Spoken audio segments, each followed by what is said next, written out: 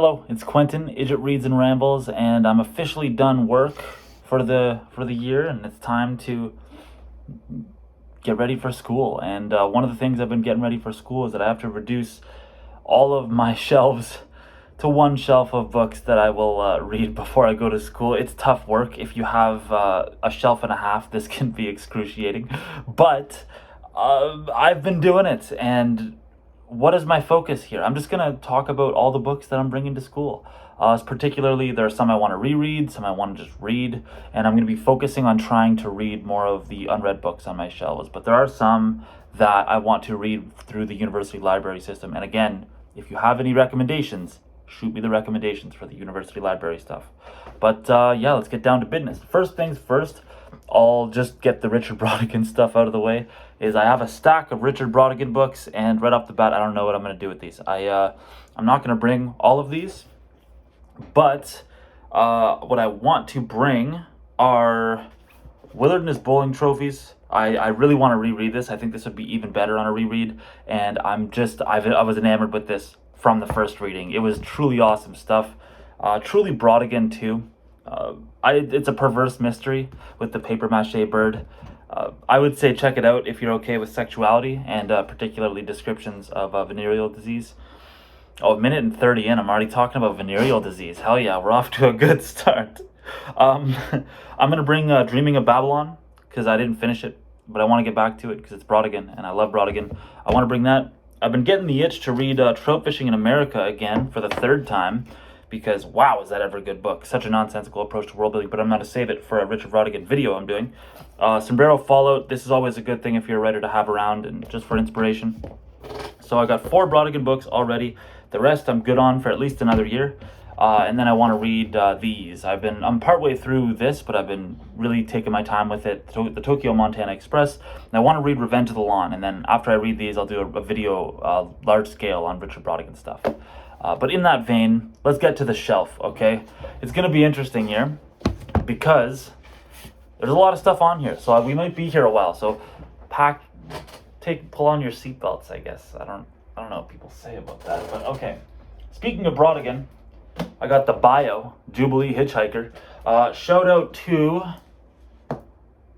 the McKinney Public Library System for giving me this friggin' book. This thing's incredible. Not very far in, but wow, I just love this. I love hearing about his life. He's a really interesting dude. I got the complete unabridged journals of Sylvia Plath. This is a really great tool to get started on your own journaling if you want to do that. I would also say that the Diary of Aeneas Nin is another great one because I don't read too deeply in this either, but these are great works if you want to get started on your own journals, stuff like that. It's really interesting stuff to read. So what else do I got? I'll start pulling them out 5 at a time because we're going to be here all day if I don't do that. So 5 at a time. What do we got? We got 1, 2, 3, 4, 5. All right. I'm sure they're going to fall over on there, but whatever. First, we got Midnight in the Century by Victor Sergei, and this thing should be really good. I don't know anything about it. It's a rhubarb purchase. I was a little bit tipsy wandering the streets of Toronto, and I picked this up at a BMV there. I don't know a thing about it, but it has the word midnight in the title. It's a Russian author, and the cover is black, so it's got to be hopeless. Totally my type of thing. Speaking of depressing reads, I totally expect Their Eyes Were Watching God by Zora Neale Hurston. I think this thing's going to kill with me. I think I'm really going to like it. The quote on the back sold me. Janie saw her life like a great tree and leaf with the things suffered, things enjoyed, things done and undone. Dawn and doom was in the branches. How good is that? I'm going to love this thing, I'm sure of it. It also smells kind of bad because I got it at a used bookstore as well. So, but I'm really excited for that one nonetheless. I got Denton Welch with A Voice Through a Cloud. I stumbled across the channel of A Disappointed Man who's doing great stuff on here. Really better stuff than to be completely honest. I stumbled across this and he loves Denton Welch. And I've never heard anything about Denton Welch novel. All I've heard is that this is a chronicle of a bicycling accident and it's basically a study of pain is what I've heard. So, I love reading about pain. Is there any good literature without pain? I'm not convinced. But let's keep going. Shepherd Lee by Robert Montgomery Bird. This thing should be awesome to read. I'm really excited.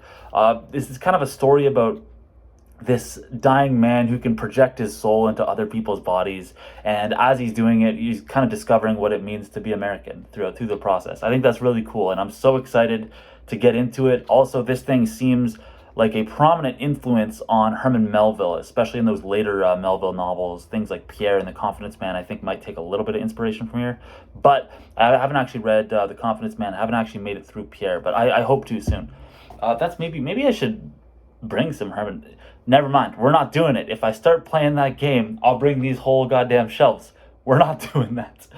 Next one is Kim Jooyoung Stingray. I did a couple of videos on some of the Dalkey Archives Library of Korean Literature already, and I loved both novels I've read from them. I read part of a story collection, but I don't know what it was with story collections. I wasn't really finishing them. I read God Has No Grandchildren, and 2 more stories in there. I liked them, but they overall weren't like crazy with me. But this seems to be some kind of critical biography of a loving mother, so it should be interesting. Motherhood's an interesting topic for me. I find it kind of interesting to read about. I don't know, it's cool. What else do we got? 5 more. Let's go. 1, 2, 3, 4, 5. So, because there's no real rhyme or reason for any of this, they're going to be a little out of whack in terms of country. Whatever. Les Chants de Maldoror, like a true Englishman would say it, by Comte de Lautréamont is how an Englishman or an American or Canadian or whatever that isn't French would say it. I'm not gonna butcher it. If I try speaking French, it's actually even worse than when I read it like that. So I'm not gonna bother. But this thing is a piece of transgressive literature, kind of about. I think it's about evil, and yeah, I'm totally down. Most extraordinary examples of surrealist writing apparently on the back. I'm excited for this. It's kind of it's a poem too. It should be a blast to read. Should be a nice, terrible blast of, maybe hatred and evil, which is always fun. Anyways, Marion Moore, The Complete Poems. I've enjoyed so many of these, but I don't understand a lot of them. Poems like The Jerboa. I don't know what it is. It's very quiet poetic sensibility, but I love what Marion Moore is doing. Marriage, I don't get that one at all, but I love how she kind of rips these quotes and then sort of estranges them from their meanings. I love it. But Marion Moore, interesting poet. I would say probably check her out if you're into really literary stuff. Another library of Korean literature, The Private Life of Plants by Lee Seung-woo. And this thing should be a fascinating read. All I know about this is... the only thing I really knew about this before I bought it was we meet brothers who love their brother's lover and whose lovers are in turn are stolen away by the husbands of their sisters. That wasn't what I wanted to read. This is the thing that made me really appreciate, not appreciate the book, but it made me really want to read the book, is this sentence right here. We meet amputee sons whose mothers cart them from brothel to brothel. How hilarious is that? I need to read that, you know what I mean? But yeah. Anyways, we're going to get into the Japanese literature now because I've been reading Genji, and Genji has set me off in a whole bunch of reading directions that I need to check out. There's more non-Japanese things on here that Genji has sent me in the direction of. But the first one would be The Boxman by Kobo Abe. I read The Woman in the Dunes and loved it. He's kind of I call him the kimono Kafka, but because a lot of his situations are very Kafka-esque. But that's what I hear. The Kafka comparison is there. Whoever talks about him, but The Boxman, interesting thing about I guess people that just wear boxes over their heads. That sounds like the concept is so ridiculous, but it is actually probably a good theme for Kobo Abe. It seems like the exact type of thing he'd knock out of the park. So I'm really excited to read this. Also, philosophical novel about identity. I'm down ski, bro. But anyways, next thing we got is Yoko Ogawa's The Diving Pool. Jorge at Jorge's Corner had a video where he recommends, I think, 12 novellas by women. And Pregnancy Diary from this one was in here. It's the middle one. There's also The Diving Pool and Dormitory. And Ogawa, I was looking at my shelves for Japanese literature, and I'm like, God damn, I just have so many male writers. It's strange in Japanese literature because the foundational texts in terms of full-length works, not poetry or stuff like that. The founding texts in terms of novels, nonfiction, are all written by women. But as Japanese literature progressed, it's very male. So I was thinking, okay, well, what are some great Japanese writers that are female, you know? And I don't want to read the convenience store woman or any of that stuff. It just doesn't really interest me. But I was thinking Ogawa, if maybe, you know, because I'm too pretentious and hipster to start with the memory police, I figured I'd get these obscure novellas instead. But yeah, they seem like they're going to be really cool. I love Ogawa. Apparently, says the translator, has this sort of really quietly disturbing aspect to her. I like that. I'm down for it. 5 more Japanese books. Okay, get in there, I tell you. Okay, so 1, 2, 3. I'll take you. So I like to talk to my books. You know, I feel like they respect me more after I talk to them. But I'll take you, and what's the 5th one I'll take? I'll take this one. So, one of the authors that I would love to read more of, because I read Naomi by, of course I'm talking about Jun'ichiro Tanizaki. And wow, I read Naomi, and that thing, I hated the beginning of it, but as it went on, I was like, oh, boy, is that ever an effective book, man. I'm so excited. I read the shorter tales in 7 Japanese Tales, and I loved them. I just loved the tattooer, the thief. I think it's Aguri is the one that I really enjoyed. But there's the longer stories. There's The Bridge of Dreams, which is a reference to Genji, which is why I want to read this, because maybe after reading Genji, I'll have a better context to understand some of these. I'm going to reread all of them. Portrait of Shunkin, The Bridge of Dreams, and A Blind Man's Tale I'm particularly excited to read, but I love The Tattooer, love Terror, love The Thief, love Aguri. So I'm very excited for this. 7 Japanese Tales by Jun'ichiro Tanizaki. But that's not the only Jun'ichiro Tanizaki book that I have. I also have Some Prefer Nettles, which these kind of covers I'm a little mixed on, honestly. I think it's kind of cheesy, but whatever. I mean, Some Prefer Nettles, I feel like I'm going to love this. I don't know why, but it's crazy. I feel like I'm really going to enjoy this. But then we have some more classic books. I have As I Crossed a Bridge of Dreams, Recollections of a Woman in 11th Century Japan, the Sarasina Diary, I believe, by Lady Sarasina. I'm very excited to get to this because the Pillow book was really good. Genji is amazing. I'm astounded by Genji, but I'm really excited to read this too because it's just of the era, and I'm sure I will really enjoy the anecdotes in here. But yeah, Lady Sarasina, As I Crossed the Bridge of Dreams. Next, I have what will be a reread for me, which is Narrow Road to the Interior and Other Writings, Matsuo Basho, really the haiku master, Mr. Haiku. It's got a bunch of travel diaries in here. I love his travel diaries, man. Narrow Road to the Interior is one of the best pieces of Japanese literature, period. It's amazing. Haiben, it's like a prose haiku link. Oh, they're great. Also, it has some of my favorite haiku of his, like the one about, like one of my top 3 haiku of all time is definitely, I don't have it memorized, but it's the one about the Milky Way on looking out towards Sado Isle. And depending on the translation, I think that kills. But yeah, it also has Travelogue of Weather-Beaten Bones, the Knapsack Notebook, Sarashina Travelogue, and then a bunch of his just selected haiku. Yeah, really interesting stuff. Basho is great. Don't take him as seriously. Don't take him too seriously, though, because he likes to have fun, and he's a bit of a troll sometimes. I really enjoy that about him. We also have The Wild Geese by Ogai Mori Ogai. This thing is, I don't know anything about it, but I saw it on a book haul from Jorge's Corner, and it was on there. So, of course, I had to get it. And Genji just getting me hype on Japanese classics, so... yeah. Also, I know there's some parts of this that are supposed to be lyrical, but other than that, I don't know what the hell I'm getting into. And that's always a good thing, right? Yes, you're right, Quentin. Thanks, guys, for telling me I'm right. But what else do we got? Oh boy, I tell you. Okay, I'm gonna split this author up into 2 because we've got some other books by him. I could make it 5, but then I get the reread all messed up. But okay, 1, 2, 3, 4, 5. This will actually end it with the Japanese literature for first time reads. Okay, get out of that shelf. Okay, first things first, before I get to the author, capital T, the author. Traditional Japanese poetry and anthology, Stephen D. Carter. Again, I can't sing this thing's praises highly enough.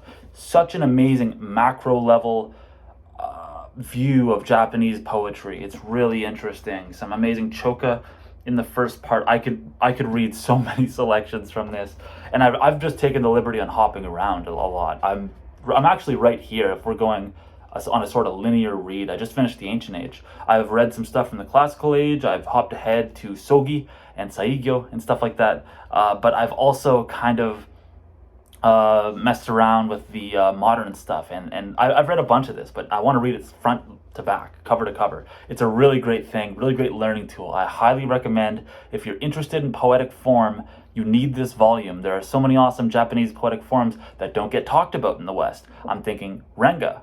Obviously haiku and senryu they're big in the West, but I'm thinking Renga, I'm thinking choka, I'm thinking there are many like that, okay? And you're getting really great commentary. He's so good at contrasting these Japanese authors against each other, and when he does that, it really helps. It really helps you figure out what's going on. So yeah, traditional Japanese poetry and anthology, and this one I don't know anything about. I got it recently. And it is by Taiko Kono, Toddler Hunting and Other Stories. I know these are going to be kind of disturbing, and all I know about this is that they're sort of disturbing, and that Christopher Robinson on Instagram likes him.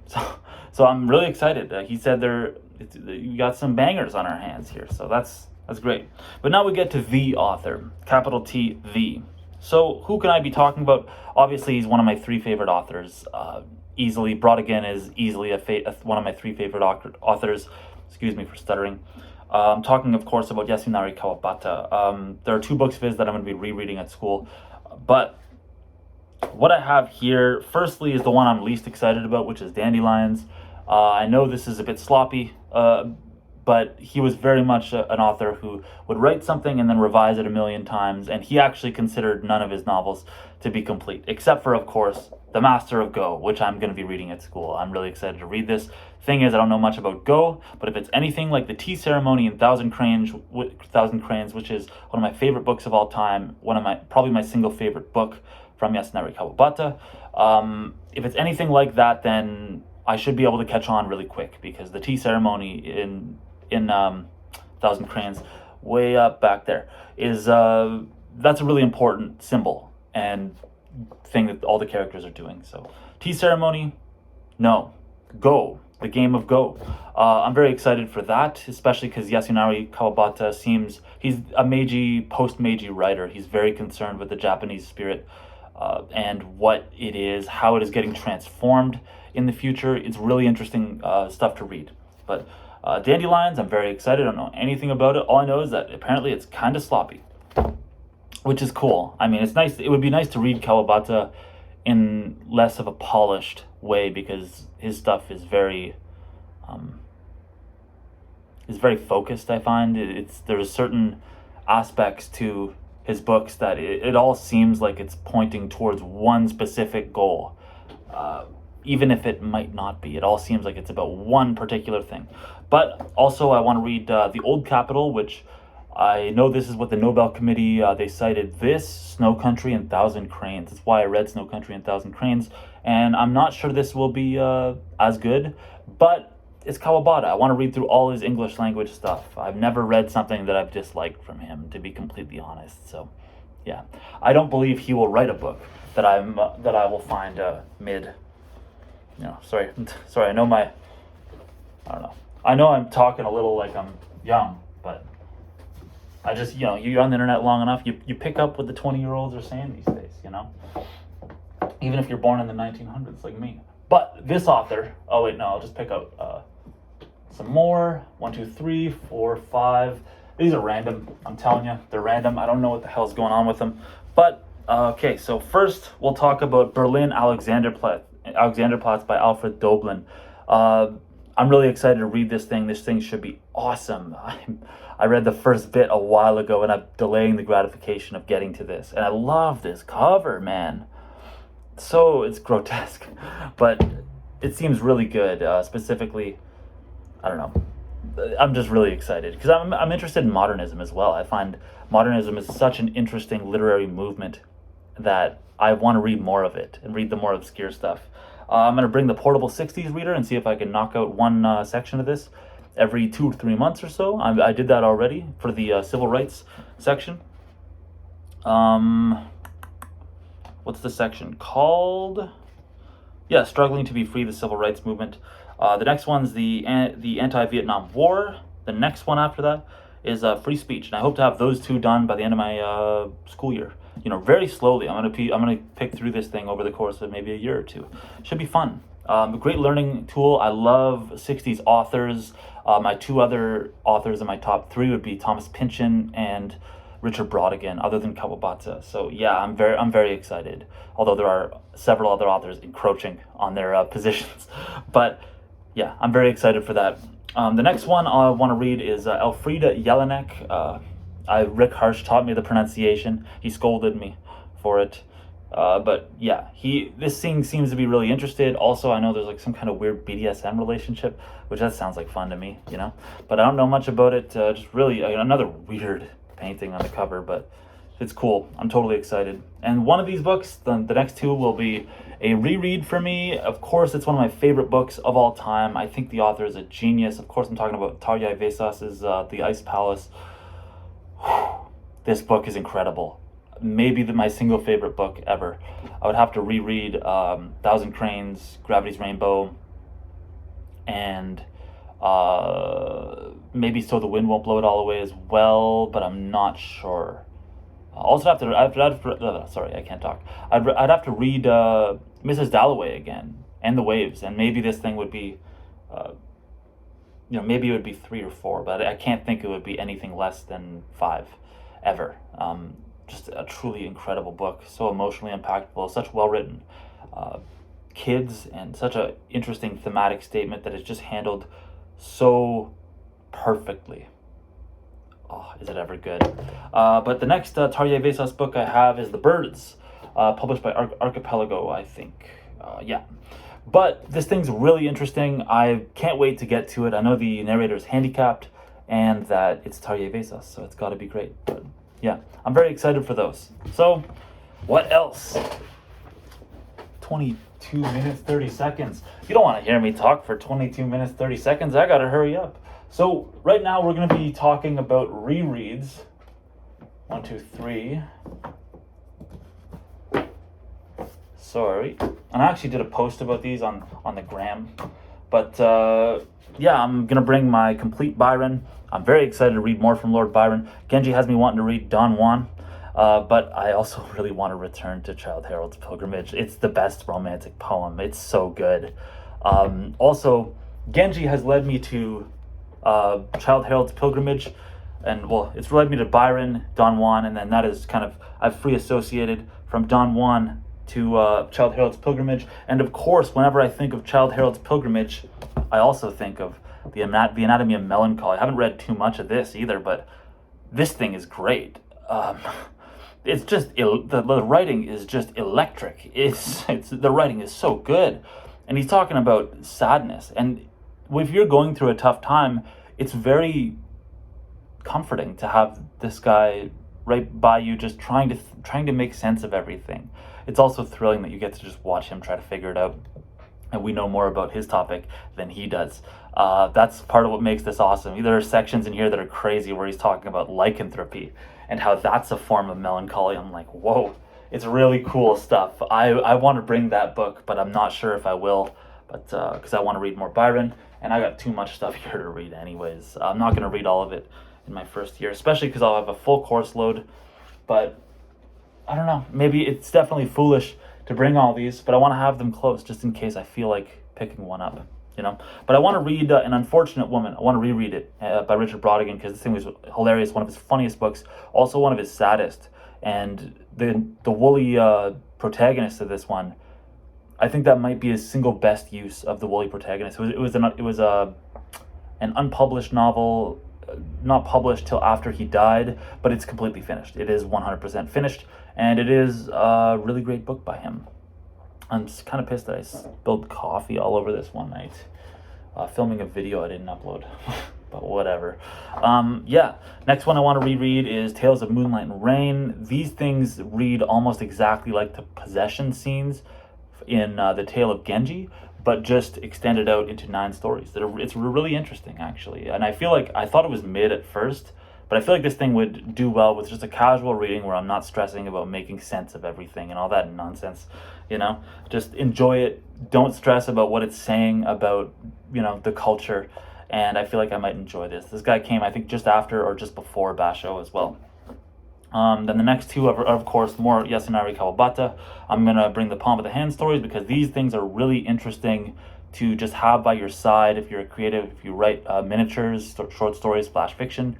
Kind of a toxic influence on my own writing, but they really help if I'm not doing any writing to read some of these and just think, okay, it doesn't have to be greatly structured. You know, you got to get something down to structure it. And these things are just great. They're just poetic reflections on stuff. Really read these if you want to just get that. You got to get that thing out of your brain that is just telling you, unless it's perfect, I can't write it. And these are great reflections that beyond the theme of these stories, they're not going to give you too much, but the theme is great. I'm going to reread The Sound of the Mountain. I can't wait to reread this. I think it's going to get so much better on a reread. I couldn't understand the utility of the chapter titles with this. I couldn't understand really the point of a lot of this, but I felt like something was being said for sure. So very excited to read these as well. So what else do I got? We're getting near the end here. I'll talk about 1, 2, 3, 4, 5, and here we got a bunch of Corona-sana's stuff as well as some other stuff, right? So first thing is Philosophy of Creativity by David Lee Miller. This thing should be a great writing companion. I don't know a thing about it. I'm very excited to see what effect this has on my writing and if it'll motivate me a little bit. She Sang to Them, She Sang by W.D. Clark. This thing is a satire of real estate. And one of the things I read about this is that it's talking about how a basic human need for shelter has basically just been turned into this massive industry and how exploitative that is. And I was like, oh, that makes perfect sense, but I never thought about that. So I'm really excited to read this. Should be good. And again, another pocketbook from Corona-sana's. The Periplus of Spurtank Road by Rick Harsh. I have a course in post-colonial literature that I'm really excited for, and this should be a really good companion to the stuff in that course. Also, it's a one-day read, you know. I feel like it's going to be killer too. I'm really excited for that. This is another one when I pre-ordered it months ago, forgot I ordered it, and this is when I was reading a lot of the Dalkey Archive stuff for Library of Korean Literature. A lot, I read too, whatever. But The Planetarium by Nathalie Sarraud, I think. I'm probably not pronouncing it correctly, but what a beautiful cover that is. It's from the Essentials series, and just looking at it, a lot of long paragraphs, probably a lot of internal monologue, which if I'm prepared for that, it should crush with me. So interesting. Also a nice thing from Jean-Paul Sartre on the back. And Monkey Straw Raincoat and other poetry the Basho School is coming with me. It's a lot of Basho and his followers. Takarai Kikaku is one of my favorite haiku poets. Bancho's pretty good. There's a lot of them that are really good, and they're basically doing their own rendition of these old imperial anthologies in Japan with a lot of their kasen, their 36 stanzas, haikai sequences, renga 36 stanzas. It's really interesting stuff. I would say definitely check it out, but don't pay $100 for this like I did. You know, really don't. So what else do we got? We got one more other thing to talk about, and then I'm not really sure what else, you know? So, whatever, they're all falling over. Whatever. Okay, I got these two. And what else do I want to show? Oh yeah, actually I'll just do the rest of them right now. This isn't really including much poetry. There are like 4 or 5 volumes of poetry that I'm going to bring, but they're all like razor thin. Actually, I'll just run through them. Excuse me. Conrad Aiken's Preludes, Vernon Watkins selected poems, Heart's Needle, Snodgrass, that'll be a reread. Really good book. There's some weird sections in my review on that, but it was pretty good. The Forest I Know, Color and Mesh, that'll be interesting. I haven't started it yet. My Women in Translations month, TBR, has just kind of it's just kind of evaporated in the face of Genji. Also, Little Johnny's Confession. I'm really excited to reread this. There's a lot that I enjoyed about that reading experience. But now that that's done, we'll go to the last 6 or so, yeah. One, Conversational Therapy, collection of stories by Nick Voro. Awesome dude, Nick Voro is. Really excited to read these, especially because I feel like I don't know. I'm just really excited because he's given me some writing advice, and he's pretty good. But just a good dude. And I'm excited to read books by chill bros, you know? Anyways. What else? More Corona Samizdat. I got Wake Up, We're Almost There. This seems super 60s, which is the appeal of it for me. I love the 60s, fascinated by that time, and I really want to see what Chandler Brassard is going to give us with this, because it's actually not that long. It looks like 1 billion pages, but it's like 540 pages. You know, just it should be really cool to read, and I think Chandler Brassard is going to kill with me. Just look at that back. Dream and Sex Theories? Sounds like my type of thing. Okay. What else? Okay. The Adventures and Misadventures of Macroll. I've read the first 3 of these, and Ilona Comes with the Rain was one of the best things I read last year. An incredible piece of work, you know? Just incredible. But The Snow of the Admiral was also really good. And then the last one I checked out, Un Bel Mourir. It was okay. I was gonna say it was pretty good. It was alright, you know. But I'm excited to see what we got with the last 4, and also I should just shill the Monkey's Paw, because I went to the Monkey's Paw and I read this in Toronto when I was there on New Year's. I read the last one in Toronto on New Year's, so it was really cool. Yeah. What else do I got? Well, The Tale of Genji has me interested in old archaic, archaic, it's not archaic, I've felt some of the ways that Genji and his lovers feel. But it's got me started on these older school Chinese and Japanese and Vietnamese kind of books. And one of them I want to read is the Peach Blossom Fan by Kung Shang Jen. I might bring this with me. There's a lot of poetic speeches in this. It's also like a sort of political thing. Really cool. I'm excited to read it. Lu Zhen, The Real Story of Akyu and Other Tales of China, The Complete Fiction of Lu Zhen. I've read a couple of these. Diary of a Madman was pretty good. I didn't really know what the hell he's talking about for some of it, but it was an interesting narrative, and there's some interesting writing to be had in it.